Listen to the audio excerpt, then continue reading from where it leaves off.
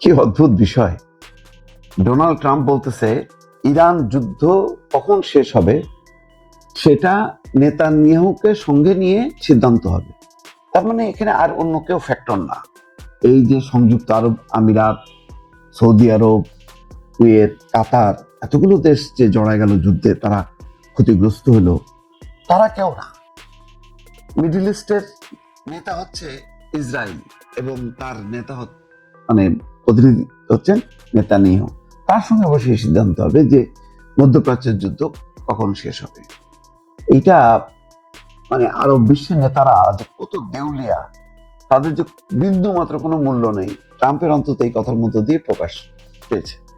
যে খবরটা এসছে সামনে সেটা হচ্ছে ট্রাম্প বলেছেন ইরানের সঙ্গে যুদ্ধ কখন শেষ হবে সেই সিদ্ধান্ত তিনি ইসরায়েলের প্রধানমন্ত্রী বেনিয়ামিন নেতানিয়াহুর সঙ্গে যৌথভাবে নেবেন। রোববার দ্য টাইমস অফ ইসরায়েলকে ফোনে দেওয়া সাক্ষাৎকারে ট্রাম্প একথা বলেন। সাক্ষাৎকারে ট্রাম্প বলেন এই বিষয়ে তাদের দুজনের মধ্যে কথাবার্তা চলছে, সঠিক সময় তিনি একই সিদ্ধান্ত নেবেন।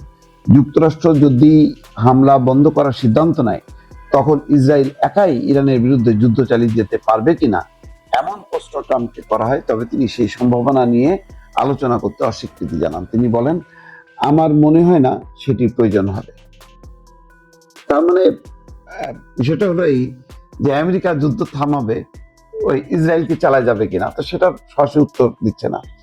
আসলে এটা তো পরিষ্কার আরব নেতারা দেউলিয়া, তাদের কোনো গুরুত্ব নেই ট্রাম্পের কাছে, নেতানিয়াহুর কাছে, সব সত্য। কিন্তু এই যুদ্ধ চালায় আসলে কোনো ফায়দা হয়নি। ইরান ক্ষতিগ্রস্ত হয়েছে, কিন্তু তার চেয়ে বড় ধরনের ভাবমূর্তি নষ্ট হয়েছে আমেরিকা এবং ইসরায়েল আতঙ্কিত। ছোট্ট একটা দেশ, যেইভাবে তাদের উপরে ক্ষেপণাস্ত্র হামলা হচ্ছে, তাতে পরিষ্কার যে ট্রাম্প আমেরিকা যদি সহযোগিতা বন্ধ করে বা চলে যায়, ইসরায়েলের 12টা বাজবে। আর আমেরিকার যেটা মানে অকল্পনীয়, তারা চিন্তা করতে পারেনি যে এইরকম একটা পরিস্থিতি তৈরি হবে তাদের জন্য, সেটা তাদের কল্পনার বাইরে ছিল। সেটা হচ্ছে তাদের সমস্ত ঘাঁটিগুলি টার্গেট করে করে ইরান হামলা চালাইছে এবং সেই হামলায় সৈন্য নিহত হয়েছে, তাদের ঘাঁটিগুলো তছনছ হয়ে গেছে।